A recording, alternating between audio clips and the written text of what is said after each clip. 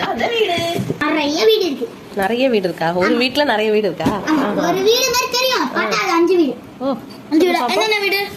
இது ஒரு வீடு, இது ஒரு வீடு, இது ஒரு வீடு, இது ஒரு வீடு. தப்பு. இது ஒரு வீடு, இது ஒரு வீடு, ரெண்டு வீடு தான். இது வந்து மாடின்னு வச்சுக்கலாம்.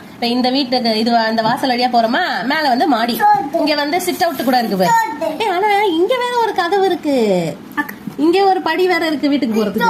No no no, it is main entrance, it is side entrance. ஓ அப்படின்றியா?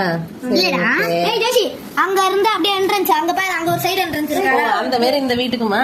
சரி. அப்ப இது இது என்ன? இது இங்க ஒரு கதவு இருக்குல்ல, இதான் மெயின் வீடு. அப்ப படி மேல ஏறி போதே, அது அது எங்க போகுது? இங்க ஒரு கதவு இருக்கு பாரு. இங்க ஒரு ரூம் வீடுடா, ரூம் பேசாம எல்லா வீட்டையும் வாடகைக்கு விட்டுறலாம்.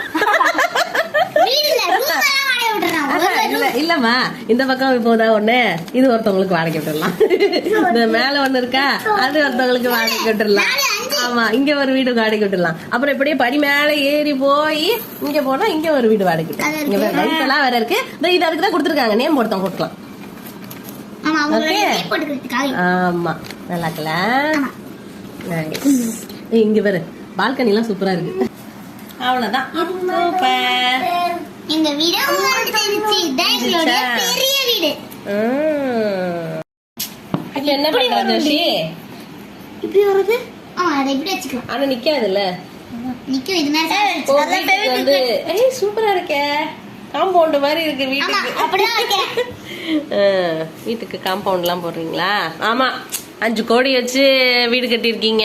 அப்ப அது எப்படி பாவம். வீடு சேஃப்டியா இருக்கணும்ல. ஆமா, சேஃப்டியா இருக்கும் இந்த வீட்டு எப்பயுமே. இல்ல ஜோஷி, ஏன்டி குட்டி குட்டியா காம்பவுண்ட் போட்டுட்டு இருக்க?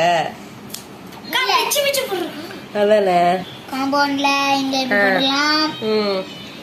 இங்க வந்து நடுவுல இருக்கே நிறைய கேப் இருக்கு. போதும். எப்படி உள்ள போறது?